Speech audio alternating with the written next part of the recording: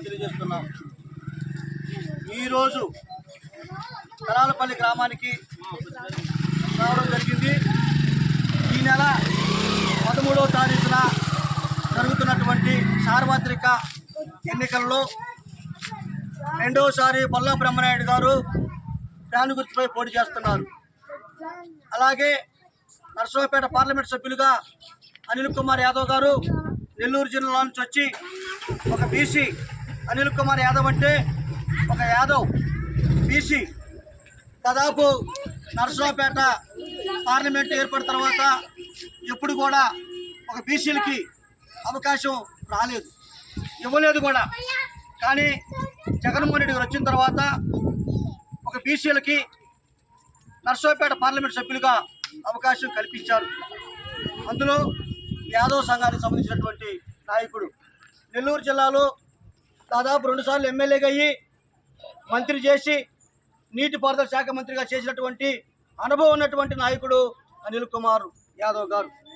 అలాంటి యువకుడు, ఉత్సాహవంతుడు యువకుడు కుర్రవాణ్ణి తీసుకొచ్చి నర్సరావుపేట పార్లమెంట్ సభ్యులుగా జగన్మోహన్ రెడ్డి గారు ఇక్కడ అవకాశం కల్పించారు. అలాగే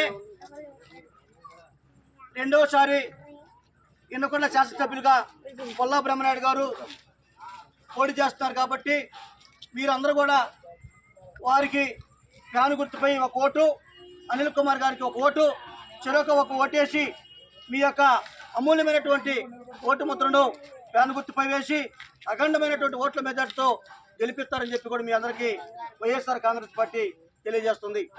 ఎందుకు చేయాలంటే మన జగన్మోహన్ రెడ్డి గారు దాదాపు ఎస్సీ ఎస్టీ బీసీ మైనారిటీ వర్గాల వారి కోసం దాదాపు బాబాసాహెబ్ అంబేద్కర్ గారు రిజర్వేషన్లు అమలు చేసినటువంటి నాయకుడు బాబాసాహెబ్ అంబేద్కర్ గారు. వారు రాసినటువంటి రాజ్యాంగంలో చేసిన రిజర్వేషన్లు అన్నీ కూడా జగన్మోహన్ రెడ్డి గారు వచ్చిన తర్వాత తూచా తప్పకుండా ఏవైతే అమల్లో ఉన్నాయో అవన్నీ కూడా తీసుకొచ్చి అమలు చేస్తున్నటువంటి నాయకుడు జగన్మోహన్ రెడ్డి గారు.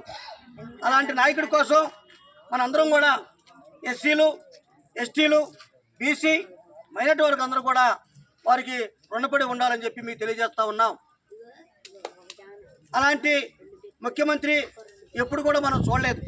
గతంలో ఎంతోమంది ముఖ్యమంత్రులు వచ్చారు, పోయారు. కానీ మన బడుగు బలహీన వర్గాల గురించి ఎప్పుడు కూడా ఏ ముఖ్యమంత్రి ఈ స్థాయిలో ఆయన ఆలోచన చేయలేదు. మరి ఈరోజు మన జగనన్న ఆసరా, జగనన్న చేయూత, జగనన్న మరి విద్యా దీవెన, జగనన్న వసతి దీవెన, ఈ రకంగా జగనన్న ఆరోగ్యశ్రీ. ఆరోగ్యశ్రీ అంటే 1000 రూపాయలు, ఒక్క రూపాయి కూడా ఖర్చు లేకుండా జగన్మోహన్ రెడ్డి గారు వచ్చిన తర్వాత మరి వాళ్ళ నాన్నగారు అప్పట్లో ప్రవేశపెట్టినటువంటి ఆరోగ్యశ్రీ కార్డుని ఈరోజు జగన్మోహన్ రెడ్డి గారు 5 లక్షల రూపాయల వరకు కూడా వారు దాన్ని పెంచారు. ఎందుకంటే ఏ రోజు కూడా ఏ క్షణాన ఏ అపాయం జరిగినా కూడా ఈ బడుగు బలహీన వర్గాలందరూ కూడా రూపాయి ఖర్చు లేకుండా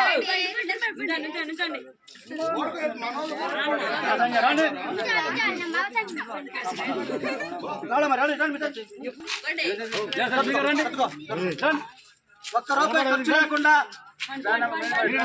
బడుగు బలహీన వర్గాలకి న్యాయం చేయడం కోసం కార్పొరేట్ ఆసుపత్రులకు పోతే రేషన్ కార్డు తీసుకొని పోతే ఎలాంటి ప్రమాదం అయినా ఎలాంటి జబ్బుకైనా సరే ఒక్క రూపాయి లేకుండా కార్పొరేట్ స్థాయిలో పరీక్షలు చేసి ఉచితంగా మందులు అందజేసి వారు మళ్ళీ మన గ్రామానికి మన ఇంటికి తీసుకొచ్చి వదిలిపెడుతున్నటువంటి పరిస్థితి జగన్మోహన్ రెడ్డి గారు మనందరికీ చేశాడు. అదే కాదు, మరి ఇవాళ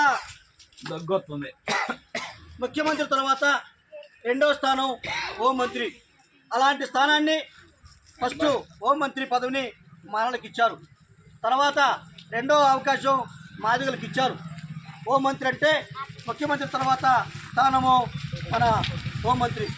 అలాంటి స్థానాన్ని తీసుకొచ్చి ఎస్సీల పట్ల ఆయనకున్న అవగాహనని మనందరూ అర్థం చేసుకోవాలంటే వారు చేసినటువంటి ఈ కార్యక్రమాన్ని మనం గుర్తు చేసుకొని అలాంటి పరిస్థితి మనకు కొనసాగింది కాబట్టి మనందరం కూడా రాబోయేటువంటి రోజుల్లో కూడా ఫ్యాన్ గుర్తుకు ఓటేసి బ్రహ్మనాయుడు గారిని గెలిపించాలని చెప్పి కూడా మీ అందరికి వైఎస్ఆర్ కాంగ్రెస్ పార్టీ మనవి చేస్తుంది.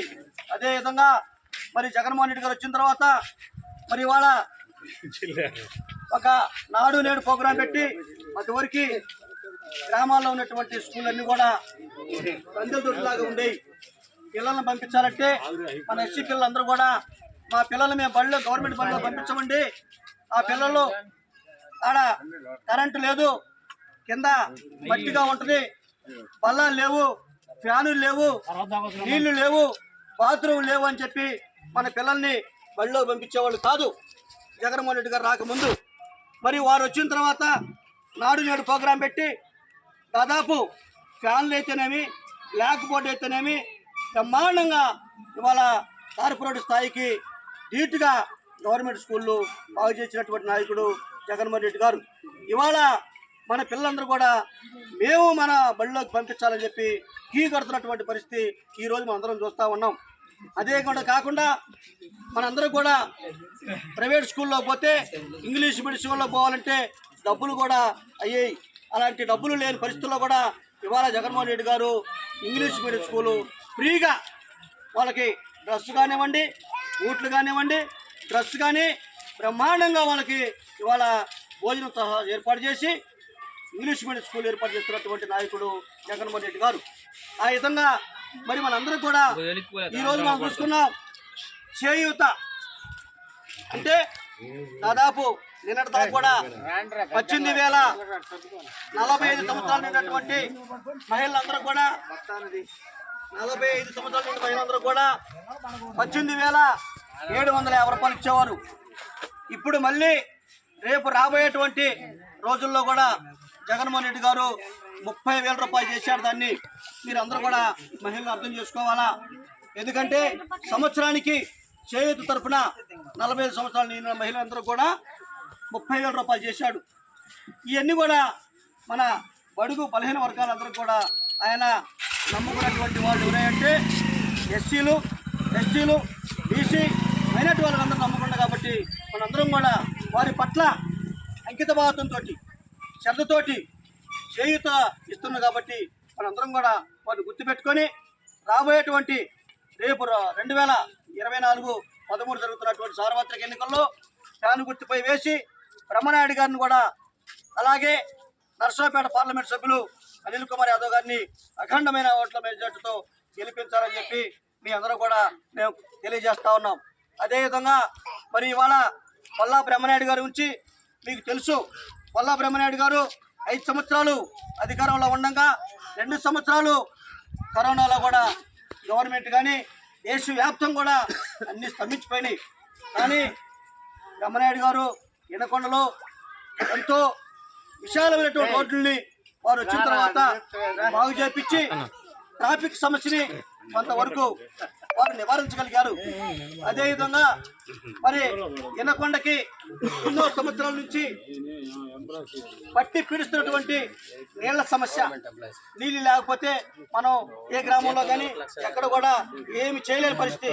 వారు వచ్చిన తర్వాత వినకొండకి 270 ఎకరాల చెరువుని బాగు చేపించి ఆ చెరువుకి సాగర్ ద్వారా నీళ్లు నింపి రోజు మార్చి రోజు వినకొండ పట్టణానికి నీళ్లు అందజేస్తున్నటువంటి నాయకుడు పల్లా బ్రహ్మనాయుడు గారు.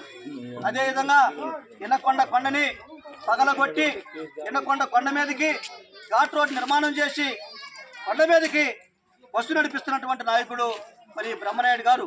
ఆ విధంగా కొండ మీద రామలింగేశ్వర స్వామి గుడి 470 కోట్ల రూపాయలతోటి గుడి నిర్మాణం చేస్తున్నటువంటి బ్రహ్మనాయుడు గారు. అదేవిధంగా అక్కడ 270 ఎకరాలతోటి 270 అడుగులతోటి గాలి గోపురాన్ని నిర్మాణం కొండ మీద చేస్తున్నాడు. ఆ విధంగా కొండ చుట్టూ కూడా అంటే గిరి ప్రదేశం రోడ్డు 60 అడుగుల రోడ్డుని వారు నిర్మాణం చేస్తున్నారు.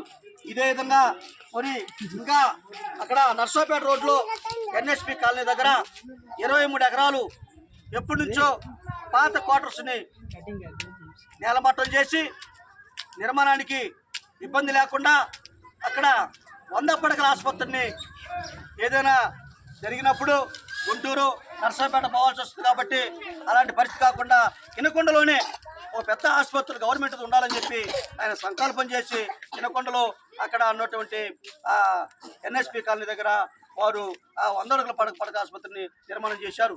అదేవిధంగా మరి ఎన్ఎస్పి కాలువల మీద అటు కారంపూడి రోడ్లో 2 పక్కల కాలువల మీద సిమెంట్ రోడ్డు చేశాడు. అంటే ట్రాఫిక్ని లేకుండా సమస్య లేకుండా కూడా చేశాడు. ఆ విధంగా వినకొండకి ఎంతో చేశాడు.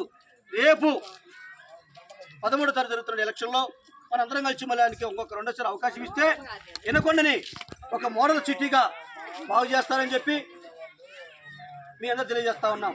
అదేవిధంగా మరి నూజెల్ల మండలంలో పండ్రపోలు అప్పాపురం మరి ఈ రకంగా కొన్ని గ్రామాల్లో ఎప్పటి నుంచో పూర్వం రాజులకి ఇచ్చినటువంటి భూములు ఉండేవి, అగ్రహార భూములు. ఆ భూముల్ని బ్రహ్మనాయుడు గారు అసెంబ్లీలో 0 అవర్లో మాట్లాడి వాళ్ళందరికీ కూడా చేసుకుని తింటున్నారే కానీ హక్కులు లేవు. వాళ్ళకి ఏదైనా అవసరమైనప్పుడు మరి బ్యాంకుల్లో పెట్టుకోవాలంటే హక్కులు ఉండేవి కాదు.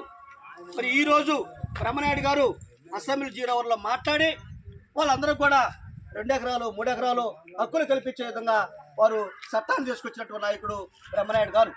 అదేవిధంగా మరి వాళ్ళ నూజెల్ల మండలంలో కొత్తపాలెము అక్కడ నాగిరెడ్డిపల్లి దగ్గర గుళకమ్మ మీద ఒక బ్రిడ్జి నిర్మాణానికి వారు నిధులు కేటాయించారు. అదేవిధంగా పువ్వాడ దగ్గర వాగనగూడ దగ్గర గుళకమ్మ మీద ఒక బ్రిడ్జికి వారు నిధులు కేటాయించారు. అదేవిధంగా మరి ఇవాళ నూజెల్ల మండలంలో దాదాపు 5 లిఫ్ట్ ఇరిగేషన్లకి వారు నిధులు తీసుకొచ్చారు. అంటే స్కీములు ఒకటి ఉప్పలపాడు, పువ్వాడ, మరి ఇంకా ఖమ్మంపాడు, ఈ రకంగా అన్ని 5 లిఫ్ట్ ఇరిగేషన్లకి వారు నిధులు కేటాయించినటువంటి నాయకుడు బ్రహ్మనాయుడు గారు. ఈ రకంగా చెప్పుకుంటా పోతే దాదాపు వారు వచ్చిన తర్వాత ఈ 3 సంవత్సరాల్లో అనేక కార్యక్రమాలు చేసినటువంటి నాయకుడు మొల్ల బ్రహ్మనాయుడు గారు. మీరందరూ కూడా అర్థం చేసుకొని రాబోయేటువంటి 13వ తారీఖున జరుగుతున్న సార్వత్రిక ఎన్నికల్లో మొల్ల బ్రహ్మనాయుడు గారికి ఫ్యాన్ గుర్తుపై, అనిల్ కుమార్ యాదవ్ గారికి ఫ్యాన్ గుర్తుపై మీ యొక్క అమూల్యమైన ఓటు ముద్రను వేసి వారిని అఖండమైన ఓట్ల మెజార్టీతో గెలిపిస్తారని చెప్పి మీ అందరూ కూడా నేను ఈరోజు తెలియజేస్తూ ఈ అవకాశాన్ని ఇచ్చినటువంటి నేను ముగించుకుంటున్నాను. సార్ మీరు